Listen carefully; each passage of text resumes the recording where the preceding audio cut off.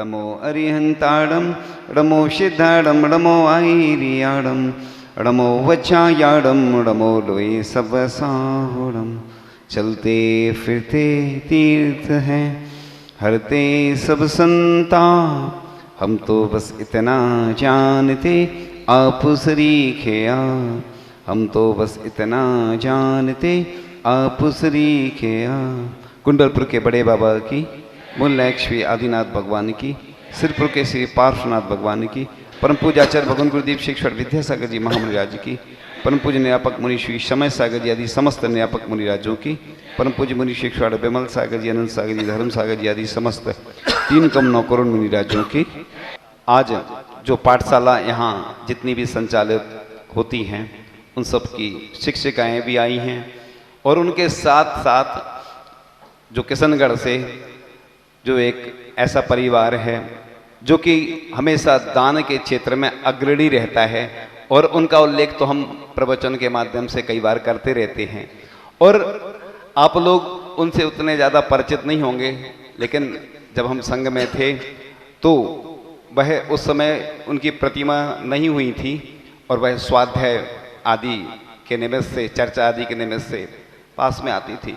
उनके अंदर शुरू से ऐसी जिज्ञासाएं रहती थी और वह 16 कारण व्रत आदि करती थी। उस समय तो मोबाइल आदि का त्याग करती थी और फिर हमें जानकारी हुई कि 3 प्रतिमा हो गई और अभी अभी आचार्य भगवान का पड़गान मिला तो 5 प्रतिमा के व्रत अंगीकार कर लिए।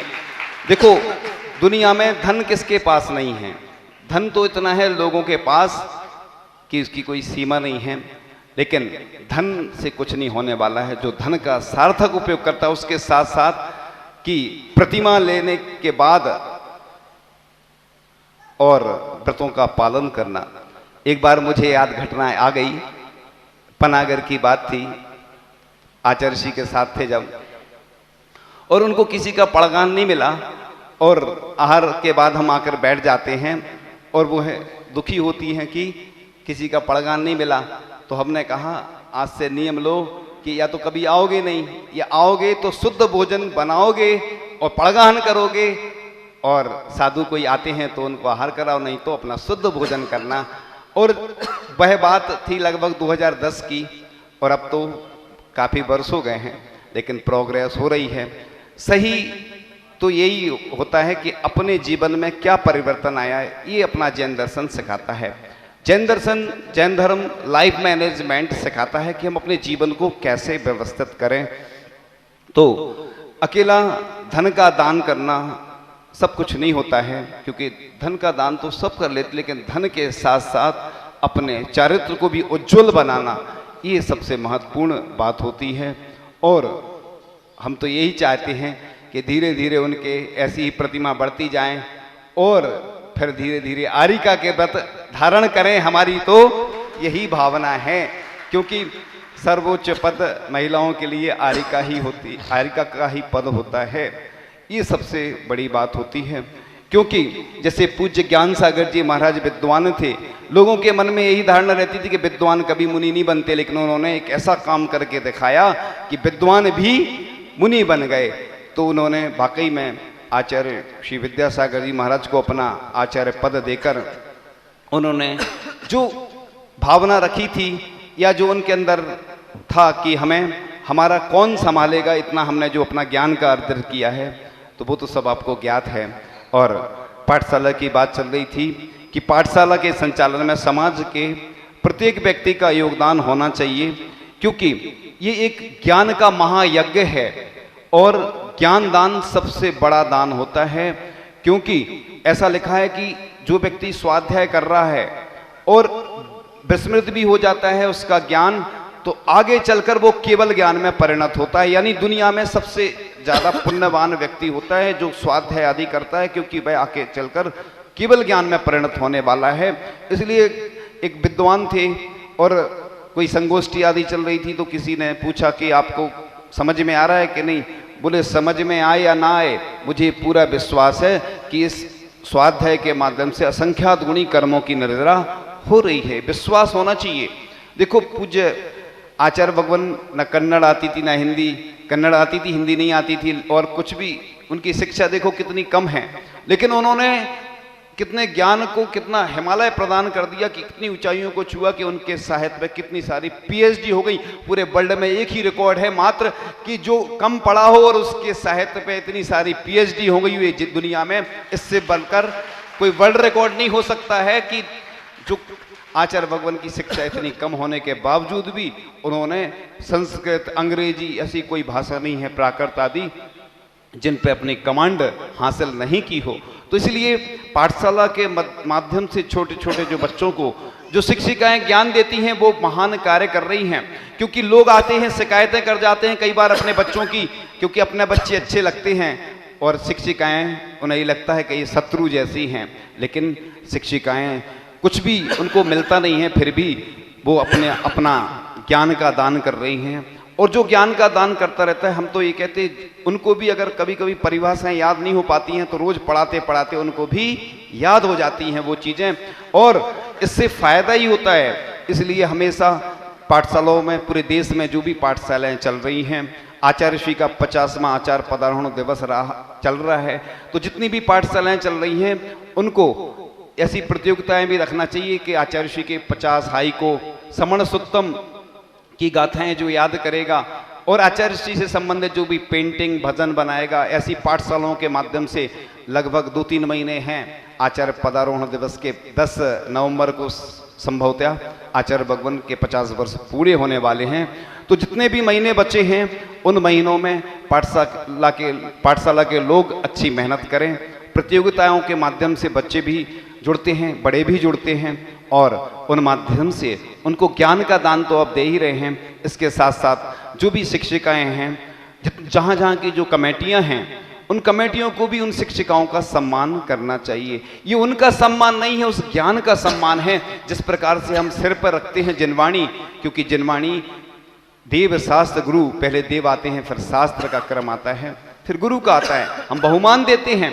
ऐसे ही वह वर्ष भर मेहनत करती हैं तो उनका सम्मान अवश्य होना चाहिए, क्योंकि सम्मान से ही बहुमान होता है। तो इस प्रकार से पाठशाला के जो बच्चे हैं उनको हाईटेक तरीके से पढ़ाना चाहिए, क्योंकि अपन पुराने पैटर्न से पढ़ाते रहेंगे, बच्चे आजकल के वो पुराने हिसाब के तो है नहीं, उनका मन नहीं लगता है, तो अधिकांश पाठशालाएं बंद होती चली जाती हैं। जब कोई साधु संत आते हैं तो फिर से एनर्जी देना पड़ती, ऑक्सीजन देना पड़ती है। इसी प्रकार से लोग भी इतना दान नहीं देते। हम देखते हैं कि पाठशाला का बस कलश जो स्थापित हो जाता है, उसी के माध्यम से जो आ जाए। जब उनसे कहा जाता कि महीने में इतना देना है तो नहीं देते। कई जगह रविवार के रविवार बच्चों को स्वल्पाहार की भी व्यवस्था दी जाती है। सायगढ़ में अभी हम लोग थे तो उधर घर में एक दिन पूरे बच्चों को बुलाते थे, अलग अलग दिन, अलग अलग रविवार के रविवार, अलग अलग परिवार। तो ये बहुत अच्छी व्यवस्था लगी, उससे बच्चों में उत्साह भी होता है, क्योंकि छोटे छोटे बच्चे होते हैं, जैसे अपने बच्चे होते हैं वैसे ही वो पाठशाला के बच्चे होते हैं। तो उनके लिए अपन को अच्छे से शिक्षा देना चाहिए कि जिसके माध्यम से उज्जवल भविष्य उनका निर्मित हो। क्योंकि मुझे याद आ रहा है कि जो पाटनी जी हैं, उनका एक बच्चा था, लड़का, वो विदेश पढ़ने गया, तो आचार्य श्री ने कहा कि शुद्ध भोजन बनाना और करना। वो चाहते तो अपने साथ नौकर भी भेज देते उसके साथ, बच्चे के साथ, लेकिन हमें जो जानकारी है उसके अनुसार कि उसने खुद भोजन बनाया और शुद्ध भोजन बनाकर शुद्ध भोजन विदेश में भी रहकर पढ़ता था और फिर पढ़ के वापस आ गया। तो ये संस्कार कहलाते हैं। ये संस्कार ऐसे ही नहीं आते हैं। और कई बार ऐसे भी प्रसंग आए कि उनके बच्चे आए और पूजन आदि नहीं करते थे उस समय, तो हमने फिर नियम दिया, हमने कहा हम आपका नाम कई बार लेते रहते हैं और हमें भी दोष लगेगा, आप अगर पूजन नहीं करोगे तो हम लोग आपका नाम लेते हैं। तो बहुत अच्छे संस्कार उनके यहाँ शुरू से आचार्य भगवान का प्रभाव है। और एक बात और मुझे याद आ रही है, अभी कुंडलपुर में ही जब अशोक जी से बात हुई, पहले मैं ये कहता था कि बड़े बाबा की कृपा इनके ऊपर बहुत है, उन्हीं के प्रभाव से सब कुछ उनका बढ़ता चला जा रहा है। फिर ज्ञात हुआ, उन्होंने कहा मैंने आचार्य श्री ज्ञान सागर जी महाराज की जब समाधि स्थल बन रहा था, मैंने कितना दान दिया था, 2000 रुपये दान दिया था। और आज उनके अंदर कितनी शक्ति आ गई कि पूरे दुनिया में सर्वाधिक दान देने वाले जो पंक्ति है उसमें उनका ही नाम आता है। तो आप लोग भी तन मन धन से जुड़ें जम सकई तमकीरी, जो कर सकते हैं वो करें, जो नहीं कर सकते उसकी भावना करें। अपने पास कुछ नहीं है तो कोई बात नहीं, भावना तो करें, तन से दें मन से दें, सहयोग करें। तो इस प्रकार से क्षमावाणी का पर्व आप लोग सिर्फ क्षमावाणी मैसेज के माध्यम से ही नहीं मनाएं, वास्तविकता में चाहे परिवार हो, चाहे समाज हो, चाहे रिश्तेदार हो या जो भी परिचित हो, सबसे वास्तविक क्षमा उनको करें और वास्तविक क्षमा मांगे अंदर से, हृदय से। वही सही क्षमा वाणी है। नहीं तो औपचारिकता कर लेते हैं, आई एम सॉरी बोल देते इंग्लिश में, तो बस कुछ भी करते रहो। ऐसा नहीं, पहले इसके बारे में, क्षमा के बारे में पहले बहुत कुछ बता चुके हैं। तो आचार्य भगवान के आशीर्वाद से अभी यहाँ पर एक महाअनुष्ठान सिद्ध चक्र महामंडल विधान का होने वाला है। उसमें सभी शिक्षिकाओं को योगदान देना है, सबको खुद भी शामिल होना है, उसके साथ साथ सभी लोगों को अपने अपने पाठशालाओं के, अपने जहाँ समाज हैं उन समाज के लोगों को भी जोड़ना है।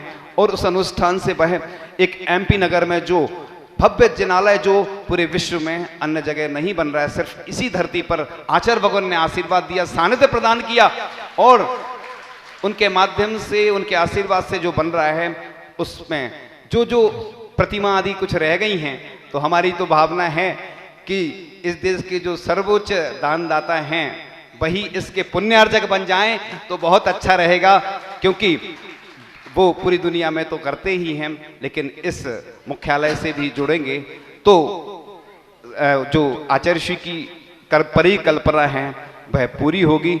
और आचार्य भगवान के चरणों में एक भजन के साथ विराम लेंगे। हे मेरे गुरुवर एक बात बताओ, कहाँ है भगवान हमें दिखाओ, मैंने तो उनको कहीं देखा नहीं, कहीं मेरे भगवान तुम तो वही तो नहीं, कहीं मेरे भगवान तुम तो वही तो नहीं। मैंने सुना है मन मन में भगवान विराजे रहते हैं, अंतः मन से झांको तो वह हमें दिखाई देते हैं। मेरे तो मन में गुरुवर तुम ही हो बसे, कहीं मेरे भगवान गुरुवर तुम ही तो नहीं। तेरा रूप ये देख के गुरुवर कुछ कुछ ऐसा लगता है, मंदिर में भगवान की मूरत से भी कुछ कुछ मिलता है। सच सच बताना गुरुवर छिपाना नहीं, कहीं मेरे भगवान गुरुवर तुम ही तो नहीं, कहीं मेरे भगवान गुरुवर तुम ही तो नहीं। हमारे आचार्य भगवान जिनके बारे में जब हम बोलते हैं तो बस लगता है कि बोलते ही चले जाएं, लेकिन आप लोग इन पाठशालाओं से तन मन धन से जुड़ें और जो मंदिर की योजना है उसके लिए भी आप सबको मिलकर के काम करना है, क्योंकि हमारे आचार्य भगवान चाहते हैं कि ऐसे हमारे पाषाण के जिनालय बने जो 2000 वर्ष तक हमारी जैन परंपरा, जैन शासन, जैन धर्म को सुरक्षित रखें। तो हमें पाठशाला के संस्कारों को तो सुरक्षित रखना है, इसके साथ साथ हमें अपने संस्कारों को भी सुरक्षित रखना है। आचार्य भगवान के चरणों में कुछ पंक्तियों के साथ कि जब तक नम में है सूर्य चंद्र गंगा यमुना की धारा है, तब तक इनका नाम बना रहे, गुरु को नमन हमारा है। इनका सरल स्वभाव देखकर झुक जाता है माथा, आने वाला कल भी गाएगा गुरु जी की गाथा। तो ऐसे भगवान के चरणों में मैं अनंत बार नमस्कार करता हूँ। और एक भजन मुझे याद आ रहा है, मैं हमेशा सुनाया करता हूँ, भजन दूसरों का है, आप समझ जाओगे किसका है, राजस्थान का भजन है ये, हम कुछ दूसरे शब्दों के साथ सुनाते हैं। आज रात सपने में मैंने आदिनाथ जी देखा, अजितनाथ जी थे नहीं देखा, एक कहीं हो गयो रे हिचकी आवे, हिचकी आवे, प्रभु जी था कि याद सतावे रे हिचकी आवे। आज रात सपने में मैंने आचार्य श्री जी देखा, समय सागर जी थे नहीं देखा, एक कहीं हो गयो रे हिचकी आवे, हिचकी आवे, गुरु जी था कि याद सतावे रे हिचकी आवे। आज रात सपने में मैंने योग सागर जी देखा, सुधा सागर जी थे नहीं देखा, एक कहीं हो गयो रे हिचकी आवे, हिचकी आवे, गुरु जी था कि याद सतावे रे हिचकी आवे। आज रात सपने में मैंने प्रमाण सागर जी देखा, विमल सागर जी थे नहीं देखा, एक कहीं हो गयो रे हिचकी आवे, हिचकी आवे, गुरु जी था कि याद सतावे रे हिचकी आवे। आज रात सपने में मैंने अनंत सागर जी देखा, धर्म सागर जी थे नहीं देखा एक कहीं हो गयो रे, हिचकी आवे प्रभु जी गुरु जी था कि याद सतावे रे, हिचकी आवे। तो ये भजन हमारा नहीं, आप समझ गए हो किसका है। तो कई बार सुना है इन्हीं पंक्तियों के साथ कि आचार्य भगवान आपकी कृपा सब के ऊपर बनी रहे और हम भी सबसे क्षमा चाहते हैं। ओम नमः, सबसे क्षमा, सबको क्षमा, सुखी रहें सभी आत्मा। मुनिराजों से भी क्षमा मांगते हैं कि जो भी हमारे द्वारा किसी को भी मन वचन काय से कृत कार्य तन्मना से किसी भी कोई भी त्रुटि हुई हो, उस सब के लिए हम क्षमा प्रार्थी हैं इन्हीं भावनाओं के साथ कि आगामी जो भी आयोजन हैं सब लोग उनमें तन मन धन से जुड़े। इन्हीं भावनाओं के साथ परम पूज्य आचार्य भगवान गुरुदेव शिक्षवर विद्यासागर जी महामुनिराज की